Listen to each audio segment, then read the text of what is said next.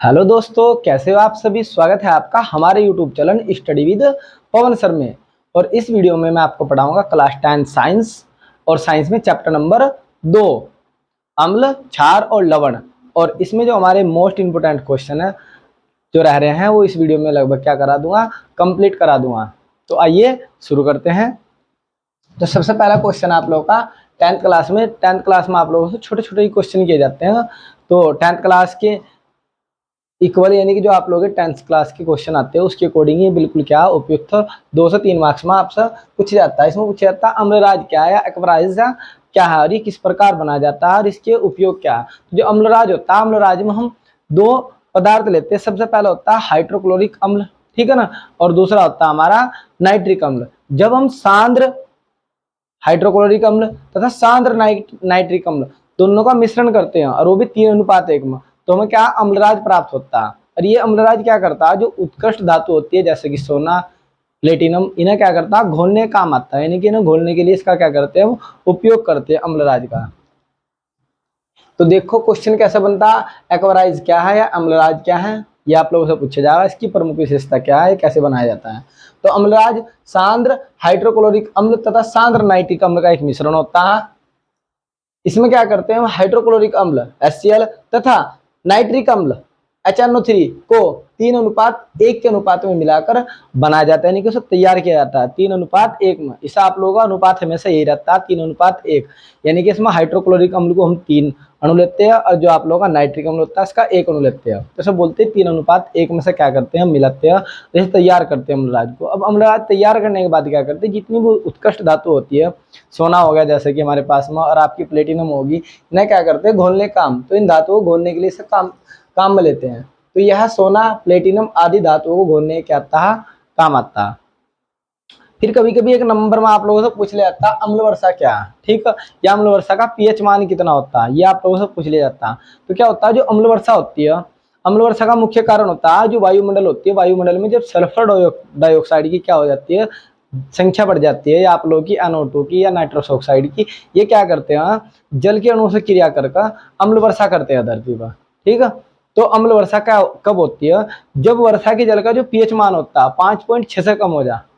जब वर्षा के जल का पीएच मान 5.6 से क्या हो जाता है, कम हो जाता, तो उसे हम अम्ल वर्षा कहते हैं। जब अम्ल वर्षा होती है तो उस जितने भी नदियों में सूक्ष्म जीव होते हैं, छोटे छोटे जलचर होते हैं, उनका जीवन कठिनाई में आ जाता है, लगभग उनकी क्या हो जाती है, अम्ल के कारण मृत्यु हो जाती है। तो ये हमने लिखा इसमें अम्ल वर्षा, जब वर्षा के जल का पीएच मान 5.6 से कम हो जाते हैं। तो वर्षा के जल का पीएच मान भी आपको याद रखना 5.6, इससे भी कम या 5.5 के लगभग, 5.6 से क्या हो जाता है, कम हो जाता है, तो उसे अम्ल वर्षा कहते हैं। इससे नदियों में रहने वाले जलचरों का जीवन कठिनाई में आ जाता है। यानी कि जितने भी छोटे छोटे सूक्ष्म जीव होते हैं जो जल में रहते हैं, जल में रहने वाले सूक्ष्म जीव, छोटे छोटे जलचर, उन्हें बोलते हैं जलचर, में क्या होते हैं, उनका जीवन कठिनाई में आता है, उनकी क्या हो जाती है, मृत्यु हो जाती है अम्ल वर्षा के कारण। उनके लिए बहुत ही खराब होती है अम्ल वर्षा। फिर क्वेश्चन कभी कभी एक नंबर में पूछा जाता है पीएच क्या है, या पीएच से आप क्या करते हैं, क्या समझते हैं, ठीक है, पीएच आपको क्या दर्शाता है, ठीक है ना। जैसे बोलते हैं पोटेशियम ऑफ हाइड्रोजन, पीएच की परिभाषा यानी कि फुल फॉर्म, और इसकी जो खोज करी थी वो सोरेंस ने करी थी, ठीक है ना। तो इसमें पूछ लिया जाता है पीएच क्या करता है, तो पीएच इसे हम पावर ऑफ हाइड्रोजन भी कहते हैं, ठीक है, पोटेशियम ऑफ हाइड्रोजन कहते हैं, ये इसकी फुल फॉर्म होती है। तो पीएच क्या होता है, एक प्रकार का पैमाना। जो पीएच होता है वो एक प्रकार का क्या होता है, पैमाना होता है। और इस पर 0 से लेकर 14 तक की संख्या जो होती है अंकित होती है, यानी कि लिखी होती है, 0 से 14 तक की संख्या। एक बार पुनः है, पीएच क्या है, एक प्रकार का पैमाना है, इस पे 0 से 14 तक की जो संख्या होती है वो लिखी रहती है। और ये क्या करता है, जो विलयन होता है, जो सोल्यूशन होता है, उसकी अम्लीय और क्षारीय प्रवृत्ति को प्रदर्शित करता है। यानी कि कौन सा विलयन अम्लीय और कौन सा विलयन क्या है, क्षारीय, इस बात का बताता पीएच, ठीक है ना। तो ये इसमें लिखा गया कि पीएच एक प्रकार का पैमाना है जिस पर 0 से 14 तक संख्या अंकित होती है, और यह विलयन की अम्लीय तथा क्षारीय प्रवृत्ति को प्रदर्शित करता है कि कौन सा विलयन अम्लीय और कौन सा विलयन क्षारीय है, ठीक है। उसके लिए कंडीशन है जो आपको याद रखनी है, नोट में लिखा हुआ है, यदि पीएच वैल्यू 7 से कम हो, देखो जिसकी तरफ को ये ब्रैकेट है इसे बोलते हैं लेस देन, यदि और जिसकी तरफ को मुंह खुला रहता है उसे बोलते हैं ग्रेटर देन। तो आप लोगों को ध्यान रखना है ये लेस देन, यदि वैल्यू 7 से क्या हो, कम हो, 7 से क्या हो, कम। देखो मुंह बंद है, यानी कि हाँ कम, यहाँ वैल्यू 7 से कम होनी चाहिए, तो आप लोगों का क्या होगा, ये अम्लीय होगा। यदि पीएच मान 7 से कम हो तो क्या होगा, पदार्थ अम्लीय होगा। यदि पीएच वैल्यू 7 के बराबर आ जाए, यानी कि 7 के बिल्कुल क्या हो, इक्वल हो, तो उसे बोलते हैं उदासीन, वो उदासीन होता है। यदि पीएच वैल्यू 7 से अधिक हो, यानी कि यदि पीएच का मान आपका 7 से अधिक आ रहा, 8, 9, 10, 11, ठीक है, तो जो पदार्थ होगा वो क्षारीय होगा। तो ये 3 कंडीशन है, ठीक है। कुछ प्रमुख पीएच को हम क्या करते हैं, चर्चा 1 मार्क्स में आपसे पूछ लिया जाता, मोस्ट इंपोर्टेंट आपसे पूछा जाता है रक्त का पीएच। रक्त का पीएच सबसे ज्यादा पूछा जाता है, तो रक्त का पीएच वैल्यू होती है 7.4, ठीक है ना। रक्त की पीएच वैल्यू कितनी होती है, 7.4 के आसपास, ठीक है। फिर आता है शुद्ध जल का पीएच, यानी कि शुद्ध जल का, यही पूछा जाता है आपसे, शुद्ध जल का पीएच क्या होता है। शुद्ध जल का पीएच होता है 7, यानी कि जो शुद्ध जल होता है ना तो अम्लीय होता है ना ही वो क्षारीय होता है, ठीक है। तो शुद्ध जल का पीएच मान होता है 7। फिर आता है नींबू का रस, जो नींबू का रस होता है आप लोगों का, ठीक है, या लेमन जूस होता है, तो उसका जो पीएच होती है, पीएच वैल्यू होती है 2.0, यानी कि आपके पास 2, ठीक है ना, टोटल, यानी कि यदि 2 वैल्यू आपके पास, तो उसका जो पीएच होगा नींबू के इक्वल हो जाएगा, ठीक है, यानी कि वो अम्लीय होगा। क्या होगा, अम्लीय। फिर आता है milk of magnesia, milk of magnesia, magnesium hydroxide बोलते हैं ऐसा, MgOH का होल ट्वाइस, ठीक है। इसकी जो पीएच वैल्यू होती है 10, यानी कि ये बहुत ही अम्लीय होता है, सॉरी ये बहुत ज्यादा क्या होता है, क्षारीय होता है। जब कभी पेट में क्या होती है, अम्ल की अधिकता होती है, तो हम क्या करते हैं, मिल्क ऑफ मैग्नीशिया का प्रयोग करते हैं, और अम्ल की जो उच्च अम्लीयता होती है, इसे लेने के बाद ये क्षारीय होता है, और ये क्या कर देता है, उदासीन कर देता है उसे, ठीक है। और जो हमारे पेट में अम्ल की अधिकता होती है वो दूर हो जाती है। फिर होता है सोडियम हाइड्रोक्साइड, NaOH, इसकी जो पीएच वैल्यू होती है वो होती है 14, यानी कि 14, ये बहुत ज्यादा क्या होता है, क्षारीय होता है, क्योंकि 7 से अधिक है। फिर आता है हाइड्रोक्लोरिक अम्ल, HCl, जो हमारे आमस्य में पाया जाता है, आमस्य में हमारे हाइड्रोक्लोरिक अम्ल पाया जाता है, ठीक है ना। जो आप लोगों ने पढ़ा होगा, हाइड्रोक्लोरिक अम्ल क्या करता है, भोजन को सड़ने से हो जाता है, भोजन को फुलाता है, ठीक है ना, और सूक्ष्म जीव को नष्ट करता है। तो हाइड्रोक्लोरिक अम्ल की बहुत वैल्यू होती है हमारे आमस्य में, और इसकी पीएच वैल्यू होती है 1.2, यानी कि बहुत ज्यादा क्या होता है, अम्लीय। तो हमारा आमस्य क्या होता है, इसी के कारण अम्लीय होता है।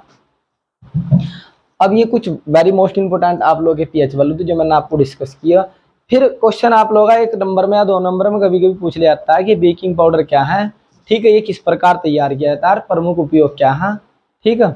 अब देखो जो बेकिंग पाउडर होता है, इसके अंदर ना 2 चीजें आप लोगों की मिश्रित होती है। पहला होता है सोडियम हाइड्रोजन कार्बोनेट, जिसे हम बोलते हैं खाने का सोडा, प्लस इसके अंदर होता है टार्ट्रिक अम्ल।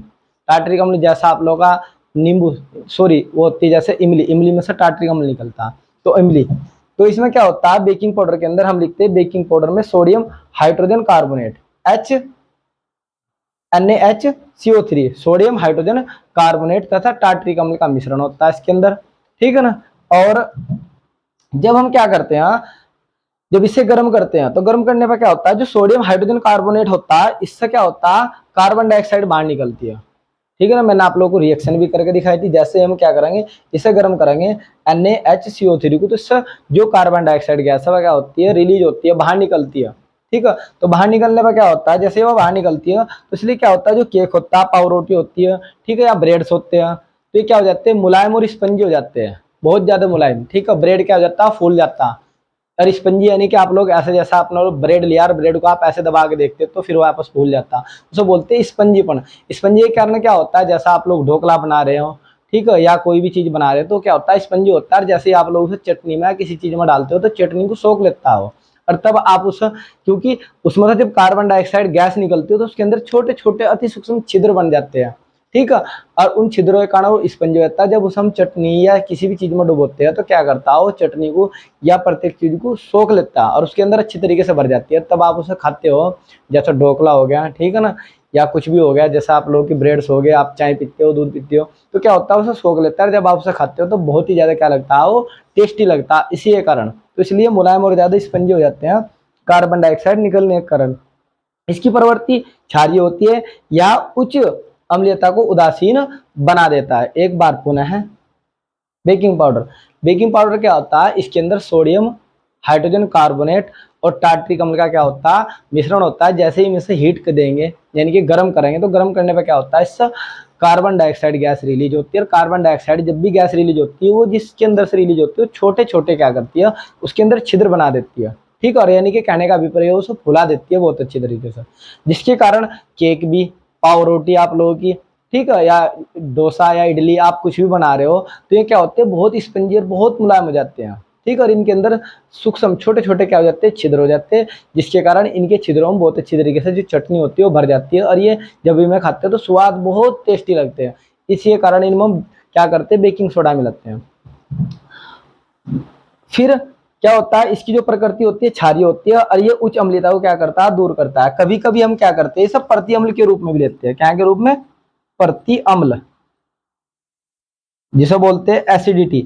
यानी कि जब आपके पेट में क्या होता है, एसिडिटी हो जाती है, तो हम इसे प्रति अम्ल के रूप में भी क्या करते हैं, प्रयोग करते हैं। जैसा आप लोगों ने प्रति अम्ल का एक सबसे बढ़िया उदाहरण है इनो, काम शुरू सिर्फ 6 सेकंड में, यानी कि वो 6 सेकंड में काम शुरू कर देता है, क्योंकि जो हमारे पेट की अम्लता होती है, जैसे ही हम उसे लेते हो तो उसके अंदर सोडा होता है, और वो हमारे उसे क्या कर देता है, क्षारीय उदासीन बना देता है। तो जो हमारे पेट की अम्ल होता है उसे क्या होता है, एसिडिटी खत्म हो जाती है। फिर बेकिंग सोडे के अंदर क्या होता है, टार्टरिक अम्ल होता है, इसका भी बहुत महत्वपूर्ण उपयोग है टार्टरिक अम्ल का।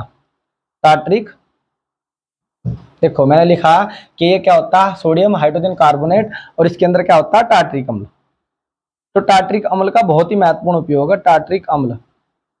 यदि मैं बेकिंग सोडे के अंदर, कभी कभी क्वेश्चन आप लोगों से पूछ लिया जाता है कि यदि बेकिंग सोडे के अंदर टार्टरिक अम्ल ना हो तो क्या प्रभाव पड़ेगा।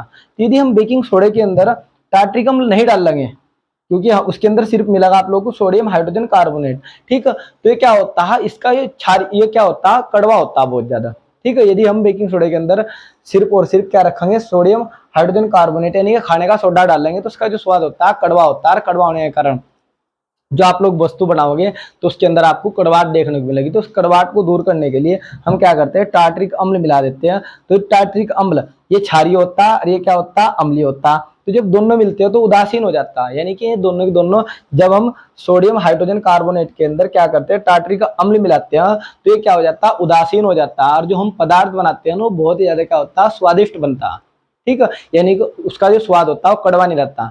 यदि आप टार्टरिक अम्ल नहीं मिलाने के तो ये क्षारीय होगा, और क्षारीय होने के कारण क्या होगा, जो आप वस्तु बना रहे हो बहुत ज्यादा क्या हो जाएगी, कड़वी होगी, और आप लोगों को स्वाद उसमें नहीं आएगा। इसलिए हम इसमें क्या करते हैं, टार्टरिक अम्ल को मिलाते हैं। टार्टरिक अम्ल मिलाना बहुत ज्यादा क्या होता है, जरूरी, ठीक है, क्योंकि इसे उदासीन कर देता है इस, ठीक है, इसके साथ मिलकर, और जिसके कारण आप लोग जो भी भोज्य पदार्थ बना रहे हो उसका जो स्वाद होगा बहुत टेस्टी बना, बहुत अच्छा बना, ठीक है ना। तो इस प्रकार से जो आप लोगों के मोस्ट इंपोर्टेंट क्वेश्चन थे मैंने डिस्कस किए इस वीडियो में।